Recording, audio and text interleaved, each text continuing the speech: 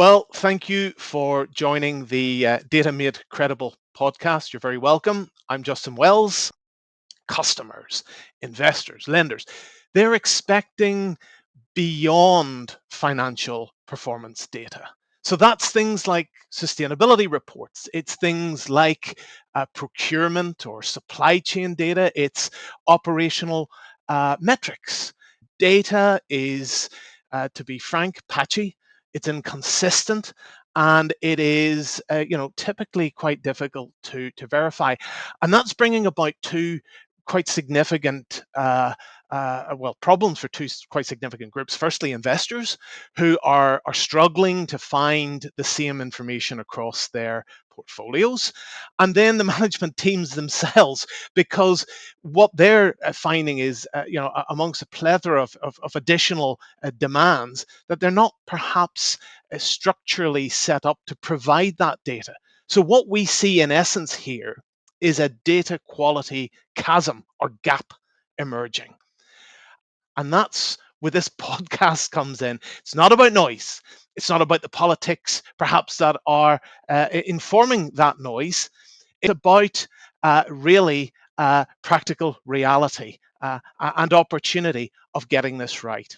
For each episode of these podcasts, we will look to interview individuals deep in the ecosystem, whether they be investors, analysts, technologists, operators, people that day to day are close up with this data. So, if you're a CFO, a CEO, or work within that function, if you are a portfolio operator, if you're in investor relations, or if you are simply working at trying to put together a framework to report more effectively across different companies, what we're trying to do here is to close that data quality gap that we've referred to, and to help you get the most really value from the information that you're working with. So, moving on to today's guest, I am delighted to be able to introduce you to Mr. William Bryant. Now, Will is someone who is incredibly well known to the alternatives investment industry and to asset management. I'm going to let him introduce himself so you hear directly from source, as it were. But very excited to be exploring with Will today some of the changes that have been taking place over the last year.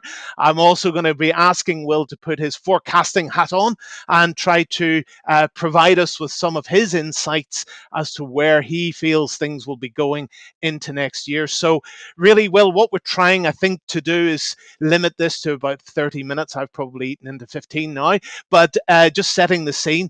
Obviously, this is conversational. If we drift over, we'll drift over. We'll see how things flow. But, well, really, over to you. Sure. Thanks so much, Justin, for having me on. So yeah, as Justin said, Will Bryant. I am head of advisory at North Peak Advisory. We are a specialist sustainability advisory firm, helping asset managers, primarily in the alternative space. So that's private equity, private credit, and hedge funds, and also corporates. Justin has said, thinking about the data that they need to get, the asset managers need to get in order to understand their businesses from a sustainability perspective and from a financial materiality element of sustainability. And then also for those corporates, as Justin mentioned, for the management teams at those corporates, really to be understanding what are the key sustainability topics that are going to be financially material to those companies, and managing those, collecting that data in order to be able to manage those. As the old saying goes, you can't manage what you don't measure. And really thinking about it from that perspective. So I think I think the aim of today's podcast is really to flesh out a bit more what the current status is, and think about things, and how asset managers are expecting corporates to think about things from a sustainability reporting perspective and transparency perspective, and then also to dig into a bit more of what the implications are for companies. So, we'll diving into matters straight away, because I know there's a whole wealth of content we could rake over here. But how would you really characterize the major shifts in terms of sustainability, operational data landscape over the last 12 to 18 months? There's a lot of headlines out there, lots of chatter, lots of noise. Over to you. Yeah, so I think Justin, right at the start, at the top of the program, you referenced politics, and politics has played a big part. For me, what I've really seen in the response to that is a real focus on implementing sustainability from a materiality perspective. What Right. is actually really meaningful for a given company, rather than maybe higher level moral type focus on sustainability. Sort of, we like catchphrases, and it's really value over values, which has been the reprioritization of sustainability. At North Peak, we very much advise on the basis of integrating sustainability into the business and investment practices through understanding what are those material topics in order to support better financial outcomes for companies, and better financial outcomes for the investors in those companies. The So, last, sorry, yeah. no, no, please go. Well, no, it's just sort of, the last year has definitely been a period of change. There's been a response to the new administration in the US. There's been a response, I guess, to potentially sustainability getting slightly over its skis in terms of what it was requesting of companies. And, you've seen that deprioritization in the US from a political perspective. But what we've also seen at the same time is companies really picking up the mantle and saying, actually, no, these are the topics that are material to our business. We're going to focus on these topics. We're not going to focus on every topic, Yeah. because not every topic is going to be relevant for us. So, really, in terms of those data expectations, in terms of that reporting discipline, in terms of that, dare I say it, operational scrutiny, what aspects and which of these developments matter commercially to those mid-market businesses, to those private capital investors, be they private equity, be they private credit?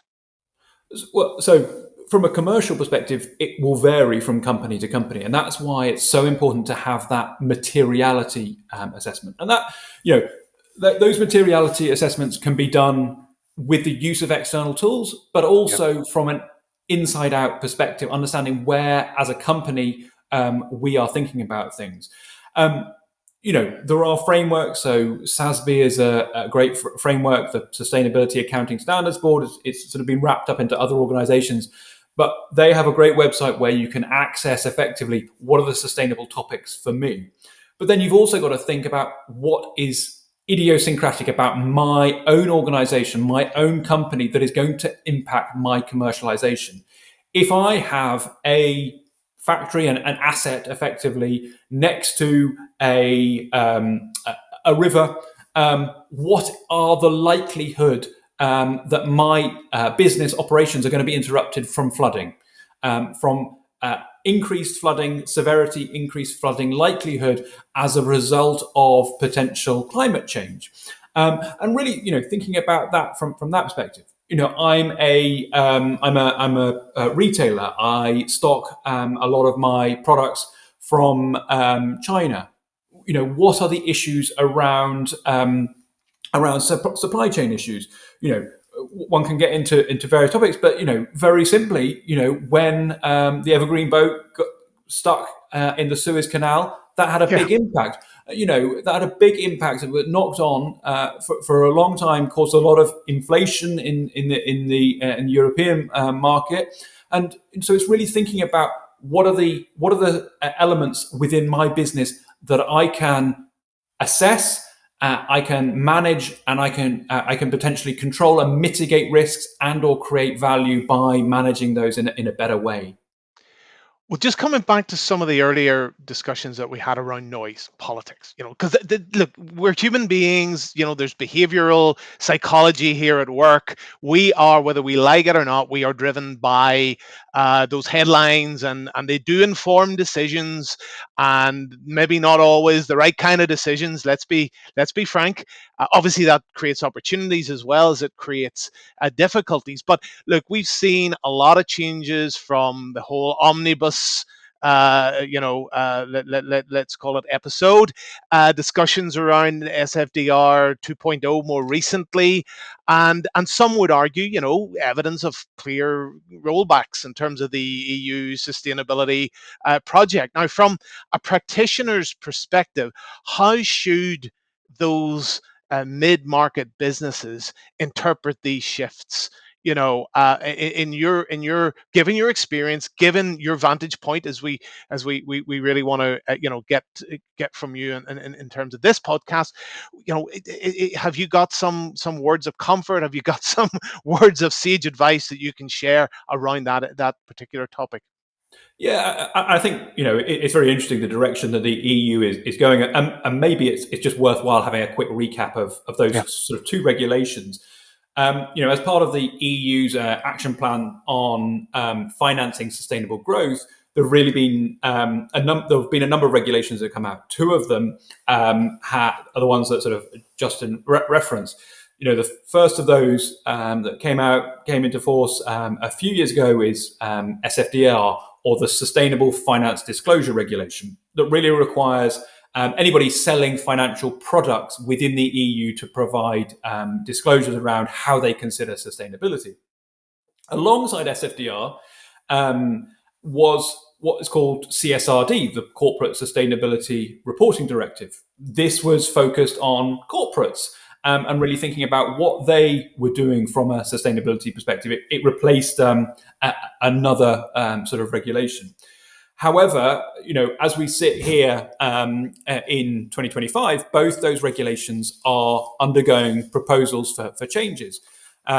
Justin mentioned the omnibus. So the omnibus was a proposal back in, I think, February yeah, 2025, which proposed a significant reduction to CSRD. That proposed reduction is proceeding through the European sort of political machinery. But what that would mean would be a significant reduction of companies that are in scope for providing, from a regulatory perspective, would be required to provide sustainability disclosure.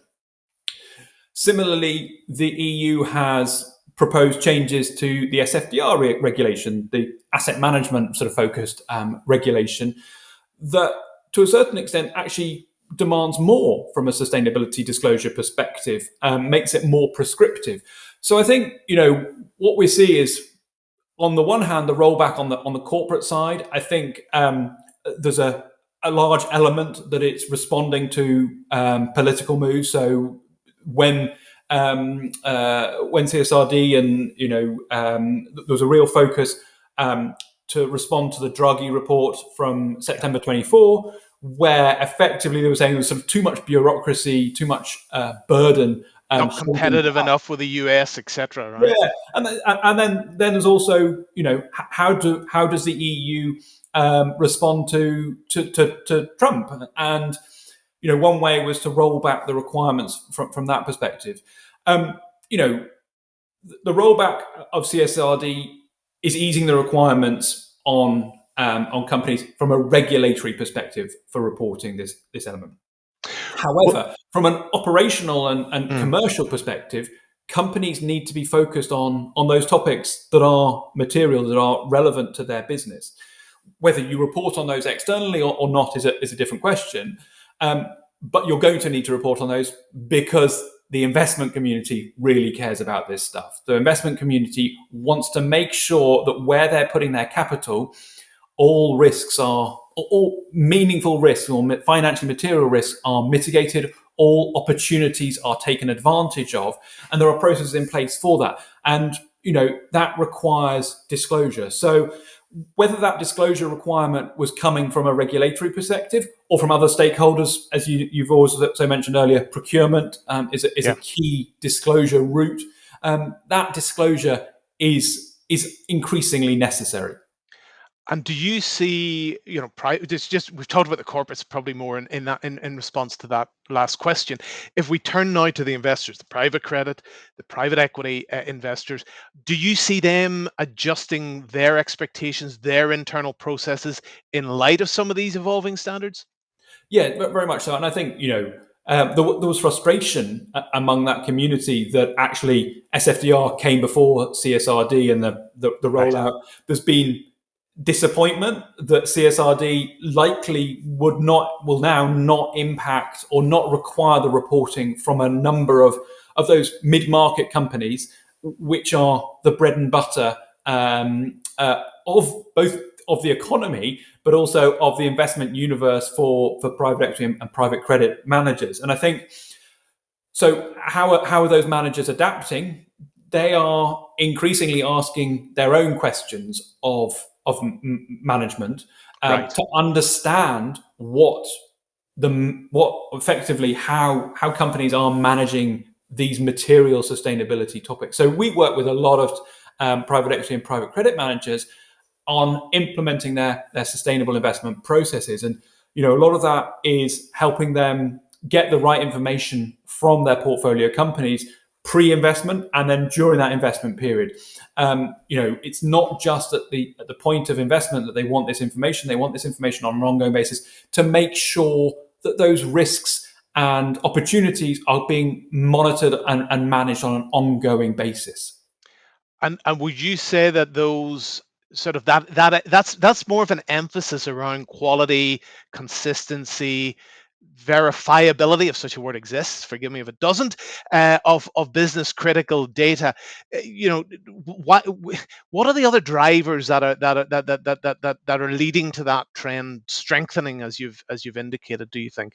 Well, yeah, I think the consistency is critical to be able to compare both across companies and companies through time and be able to see development of that.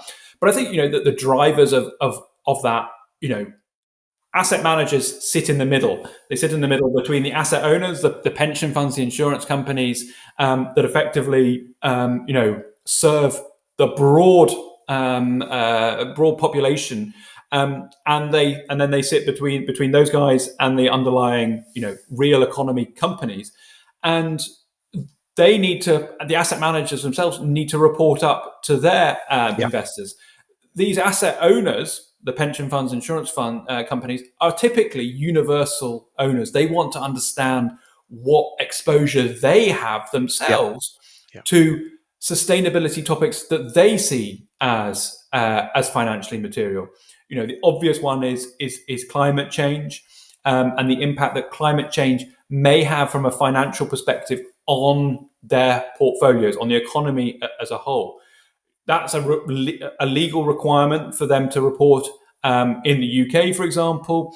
Australian companies have to do that through CSRD, which many of these larger asset owners will fall into scope with, and through SFDR, they need to also report on that. So it's something that the asset managers themselves, they're being asked for by their clients, Yeah. their investor clients. So there's just a real need for consistent and ideally verified data to flow through the process. And maybe this is a slightly unfair question, given your vantage point. If it is, please push back on this. But I suppose, n- based on what you've just said, how, in practical terms, would you see the impact if you were a CFO or a COO? Would it be through more emphasis around supply chain visibility? Would it be more resource use data? Would it be more emphasis around procurement integrity? Where do you see those pinch points, emerging based on what we've just discussed? Yeah. So I think it's probably worth at this point sort of saying that there are a lot of companies that are already really embedding this information Right. because they see the value in operating their company in a better way, operating their company more efficiently, using resources better, understanding their supply chain, and having that supply chain integrity and confidence more as a higher level. Yeah. So for them, it's all part and parcel of what they do. Um, but I think for others, it's very much, it's about operational improvement, operational efficiency, reduced resource usage, Yeah. understanding, those are all sort of for more sort of, I guess, material focused businesses and production focused businesses. On the more human capital side, really understanding, employee turnover, what's driving that, understanding and reducing that. So I think, for business for executive for management at businesses, it's really about understanding what are the topics that are most meaningful for our business. And actually, in order to be able to understand that, we need to have the data to support that. And I suppose there's a fair degree of sector specificity involved in that as well. I mean, we know certain sectors are going to have, a higher kind of, demands or expectations around what they do will necessarily require that kind of more resource intensive exercise. Oh, hugely. Sector specificity in terms of what are the topics that are financially meaningful is huge. I think, um, you know, what is relevant for a biotech company is not going to be relevant for a widget Yeah. manufacturing company. They may, because of, for example, their location, they may both have similar exposure to, for example, physical climate change risk, but may well have very different exposure to data security or whatever it might be. But that they're going to have differences, but they may also have similarities, and so it's necessary to sort of go through that process, for management to go through that process of assessing what is actually material to our business. So if we think back, we're talking mid-market businesses generally Yeah. here, but we know that different companies are different states in their evolutionary journey. If you're now thinking about a company that's perhaps nearer the beginning of its sustainability journey, for example, what practical steps can the management take to really build more reliable finance grade processes around that business critical data that we've been referring to? What would your guidance be around that to anyone listening? Yeah, so I think it's take a pragmatic approach to this information. It's define what are the key sustainability topics for your firm. As I mentioned, there are sort of external materiality maps. SASB is one, a great one to look up. But also, just have a look from a common sense perspective. Where are our assets, and think about things like that. Talk to people. Talk to capital providers, whether those are banks or private equity, private credit. They have experience of looking at this. So really, define what are the key sustainability topics for you. What are the key processes that you need to have in place to manage those?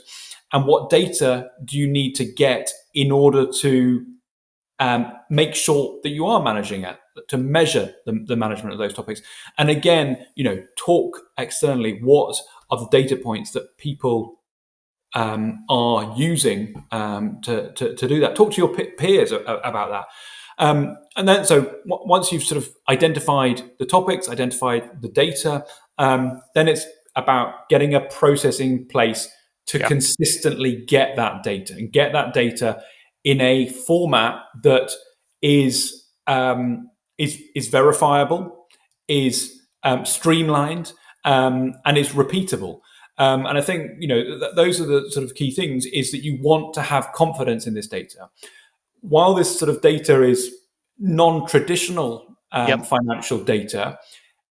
Because you're thinking about it from a business operations perspective, business resiliency perspective, this is data that has a financial relevance to it. absolutely, yep. That's we're not talking about data that is um, not relevant to the company, but sustainable focused data. We're talking about data that is financially relevant to the company, and because of that, it should be treated in the same manner as other financial data. So having those processes, having those sort of assurance audit type processes, so that you can trust that data is I think, a critical element. So the approach would be, define what are the key issues, define what the data points that you need are, and then it's about putting in place a process so that you have trust in that data.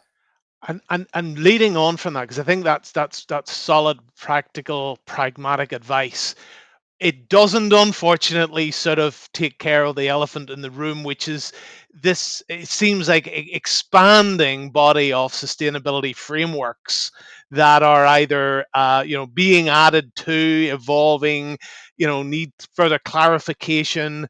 I mean, how can mid-market businesses avoid getting lost in all the technical detail and really do as you've suggested, identify, drill down on what's truly material? What advice would you give to someone listening to this thinking, oh, without ChatGPT, I can never figure out what half of these things mean, let alone remember what they are? It's like a ongoing pub quiz. Yeah, well, so people often sort of joke that sustainability is a bit of an acronym soup, and certainly I think I probably referenced maybe three or four three-letter acronyms. And probably by the end of this, a few more. But yes, there are a huge number of different frameworks.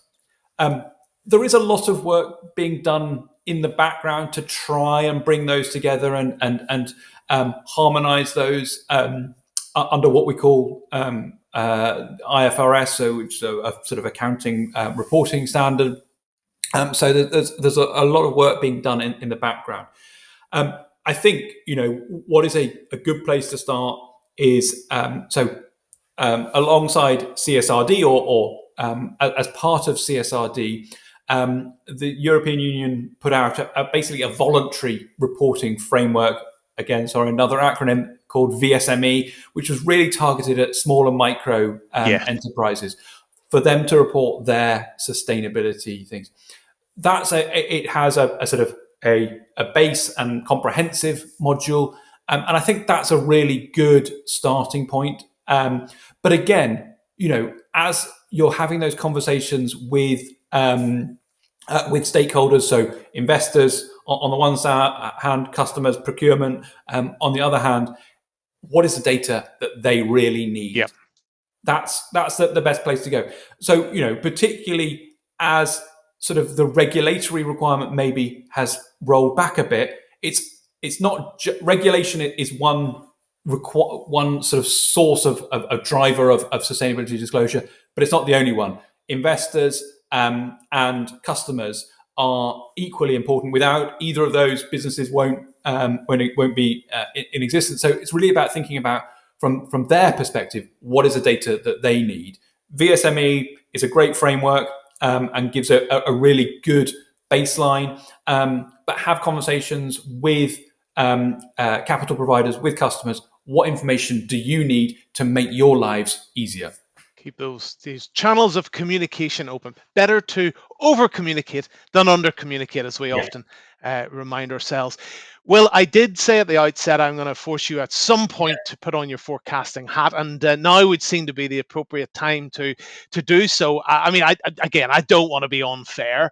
We all live in a world where we're bombarded by news changing rapidly, and it's hard to know, the state of play from one day to the next. But looking ahead, all that having been said, into 2026, what do you see being the key developments really shaping market expectations?